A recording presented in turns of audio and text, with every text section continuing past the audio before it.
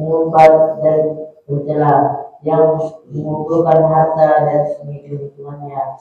Dia manusia mengira bahwasannya hartanya itu dapat mengekalkannya. Sekali-sekali tidak, pasti dia akan dilemparkan ke dalam neraka utama.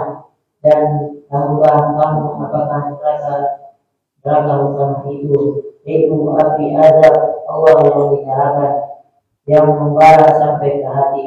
Sungguh api itu ditutup rapat atas diri mereka, sedang mereka itu diikat pada tiang-tiang saja.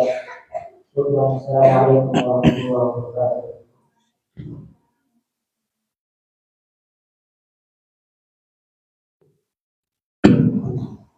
Alhamdulillah, wassalatu wassalamu ala rasulillah wa ala alihi wa ashabihi wa man tabi'ahum bi ihsanin ila yaumiddin wa sallama tasliman mazida. Alhamdulillah, ayyuhal ikhwan wal akhwat rahimani wa rahimakumullah.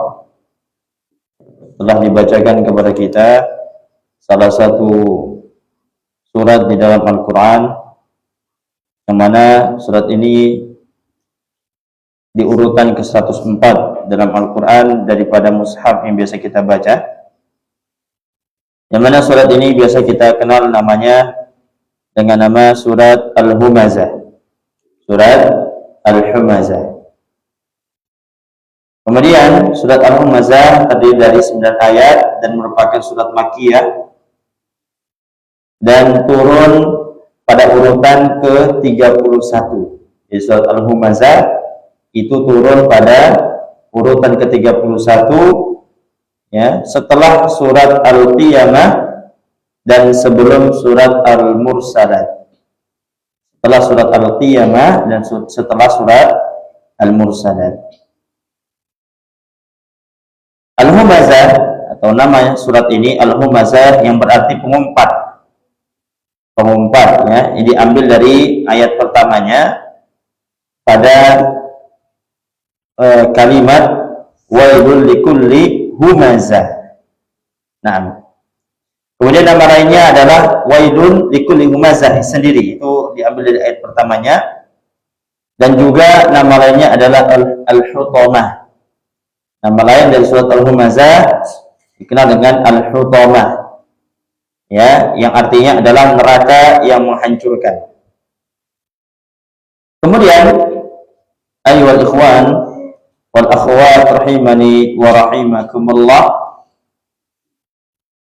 sebab turunnya Al-Humazah sebagaimana yang dijelaskan oleh Syekh Wahbah Az-Zuhaili dalam kitabnya, dalam tafsirnya. Beliau mengatakan, Muqatil mengatakan bahwasanya surat ini turun mengenai tentang Walid bin Mughirah. Jadi surat Al-Humazah, kata Syekh Wahab Az-Zuhaili, yang dinukilkan dari perkataan Muqatil, yang mengatakan bahwasanya surat ini turun mengenai Walid bin Mughirah. Yang mana Walid bin Mughirah ini dia selalu menggunjing Rasulullah SAW,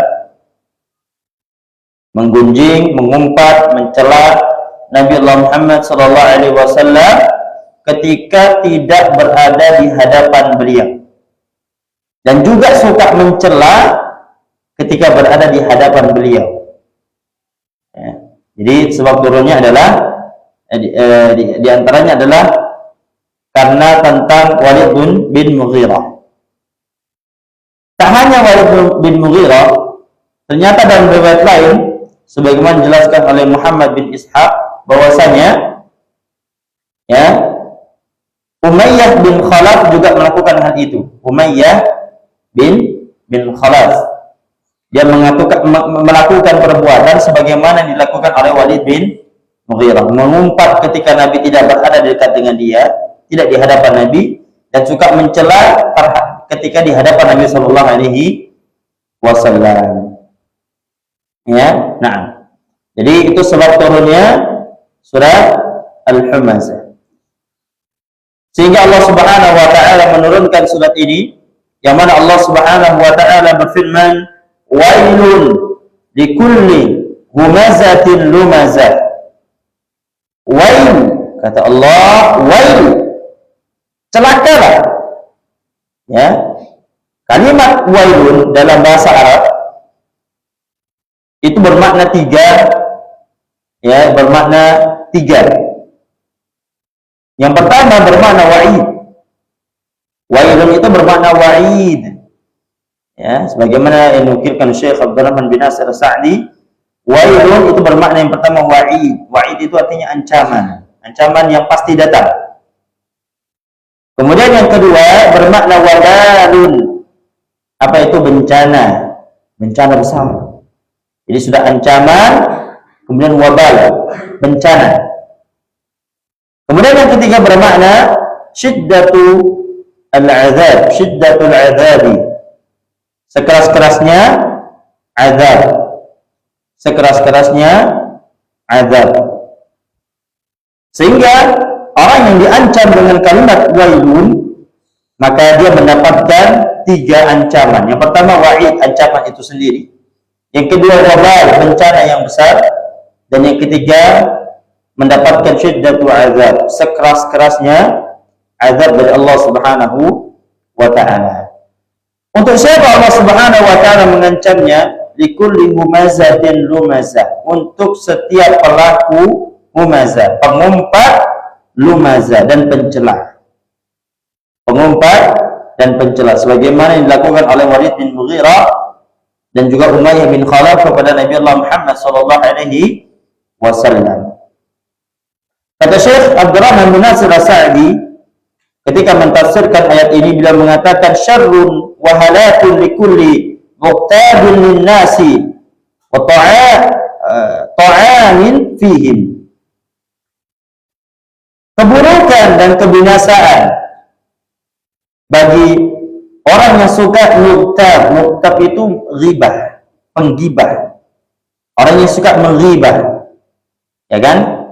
Ghibah itu artinya membicarakan orang lain di belakang orang tersebut, ya, dan di hadapan orang tersebut. Ta'anin fihim, dan juga celaan bagi mereka. Ya. Jadi keburukan, kebinasaan, dan juga celaan dari Allah Subhanahu wa ta'ala bagi mereka, bagi orang yang suka menghibah. Ya, orang yang suka menghibah. Kalimat humazah, ayol ikhwan dan akhwat sekalian, humazah itu bermakna adalah orang yang mencela, mengumpat di belakang orang tersebut. Jadi makna humazah itu orang yang mencela, mengumpat di belakang orang tersebut, tidak dekat dengan dia. Adapun lumazah adalah orang yang suka mengumpat, mencela, mengolok-olok langsung di depan orang tersebut. Yang ngomong jelek kepada orang tersebut di hadapannya, itu namanya lumazah. Adapun humazah, orang yang mencela tapi di belakangnya, diam-diam, ngomong dari belakang. Allah ancam mereka, keduanya humazah dan lumazah, dengan kalimat wail. Ya, tadi apa wail? Yang pertama wa'id, ancaman. Yang kedua wabal, bencana. Dan yang ketiga syiddatul azab, sekeras-kerasnya azab bagi pelaku humazah dan lumazah. Kemudian Allah Subhanahu wa ta'ala lanjutkan, alladzi jama'a malahu wa 'addadah. Yang mana di antara sifat pelaku humazah dan lumazah ini adalah sifat mereka alladzi, yang mengumpulkan harta, suka mengumpulkan harta dan menghitung-hitungnya. Mengumpulkan harta dan menghitung-hitungnya. Alladzi jama'a malan wa ahsahu. Yang mana mereka mengumpulkan harta dan menghitung-hitungnya. Dan mereka mengumpulkan harta ini, ayat ikhwan dan akhwat sekalian, bukan untuk diinfakkan di jalan Allah. Tidak ada sama sekali. Ya kan? Kalau hanya sekedar mengumpulkan seperti sebagaimana antum ya, menabung untuk beli kitab misalnya, atau menabung untuk membeli sesuatu, itu tidak masalah sebenarnya. Tapi kalau antum niatnya, tujuannya mengumpulkan harta tersebut, tidak digunakan untuk hal-hal yang bermanfaat, hanya sekedar mengumpulkannya saja misalnya, kemudian tidak dikeluarkan di jalan Allah, tidak dikeluarkan untuk hal-hal yang baik dalam kebaikan, dan sibuk menghitungnya saja. Kenapa sibuk menghitung? Ya, karena pelit, takut berkurang, ini sudah berapa ya? Jangankan untuk orang lain, untuk dirinya sendiri aja pelit. Nah, itu di antara sifat mereka yang diabadikan oleh Allah Subhanahu wa taala dalam ayat kedua dari surat Al-Humazah ini. Mengapa mereka suka mengumpulkan harta dan mengapa mereka menghitung harta tersebut? Allah lanjutkan, yahsabu anna ma lahu akhlada. Karena mereka menyangka bahwasanya harta tersebut dapat mengekalkan mereka. Kan harta yang banyak dapat mengekalkan mereka. Yazunnu annahu, sebagaimana dikatakan Syekh Abdurrahman bin Nasir As-Sa'di, yazunnu annahu dhamana li nafsihi bihadzal mali alladhi jama'ahu al-khulud fid dunya wal iflati min al-hisabi. Yang artinya, yang mana ia menyangka bahwa harta yang ia kumpulkan itu akan menjamin dirinya akan kekal di dunia dan terbebas dari hisab akhirat. Nyangka dia seperti itu. Dikira dengan hartanya yang banyak membuat dia lebih lama hidup. Allah. Apa jawaban Allah? Kalla, tidak sama sekali. Mana mungkin demikian? Tidak mungkin. Tidak akan sama sekali harta tersebut menjadikan mereka kekal. La yumbadanna fil hutama, justru sungguh mereka akan dilemparkan ke dalam neraka al-hutama. Namanya neraka al-hutama, yaitu neraka penghancur, neraka yang menghancurkan, ya, neraka yang menghancurkan. Kata Syekh Abdurrahman bin Nasir As-Sa'di, laisa al-amru kama dhann, ya, liyatarihan fi an-nar allati, ya, tahshamu kullu ma yalqa fiha. Bukanlah perkaranya sebagaimana yang ia sangka. Ia akan dilemparkan di neraka yang menghancurkan semua yang ia sentuh. Itu yang dimaksudkan dengan al-hutama adalah neraka yang menghancurkan semua yang ia sentuh atau yang ia jumpai. Semua yang masuk ke dalam al-hutama hancur semua, tidak ada yang tersisa. Kemudian Allah Ta'ala lanjutkan, wa ma adraka mal hutama, dan tahukah engkau apa itu neraka al-hutama? Ya, wa ma adraka ya Muhammad ma haqiqatun nar. Tafsirnya demikian. Tahukah engkau wahai Muhammad apa hakikat dari neraka tersebut? Ya, bagaimana? Tapi bukan pertanyaan, ini bukan pertanyaan ya, bukan maksudnya Allah bertanya, enggak. Jadi Allah bertanya ini bukan untuk dijawab, tapi Allah bertanya ini untuk memberikan rasa takut bagi orang yang mendengarkannya. Ya, sebagaimana kita ya, kadang kalau dijelaskan tentang sesuatu, antum tahu enggak demikian? Nah, itu pasti kita akan Padahal ya bukan untuk ditanya, bukan untuk dijawab, karena tujuannya untuk menakut-nakuti. Nah, Allah lanjutkan, narullahil muqada. Apa? Tahukah engkau apa neraka al-hutama? Allah lanjutkan, narullahil muqada, yaitu api yang disediakan oleh Allah Subhanahu wa taala yang dinyalakan. Yang terus dinyalakan, tidak berhenti. Waquduhan nas wal hijarah. Tahukah bahwasanya bahan bakarnya adalah manusia dan batu. Ya kan? Innaha narullahi al-murqadah. Yang mana maksudnya adalah sungguhnya itu adalah api Allah yang terus dipanaskan. Terus dipanaskan. Terus dinyalakan. Ya, sampai menghitam apinya. Sampai menghitam. Yang mana sifatnya juga al-hutama ini adalah allati tattali'u 'ala al-af'idah. Yang mana ya api tersebut membakar sampai ke dalam hati, sampai ke dalam hati. Allati min shiddatiha tanfudhu min al-ajsam ila al-qulubi.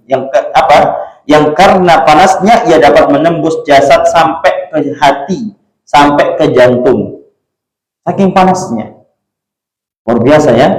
Bagaimana kerasnya siksaan bagi orang-orang yang mereka tidak mampu menjaga lisan, mencela saudara di belakang saudara tersebut, menggibahinya dan mencela saudaranya di depannya, mengolok-oloknya. Ini ancaman besar ya ikhwan dan akhwat sekalian rahmati Allah Subhanahu wa taala.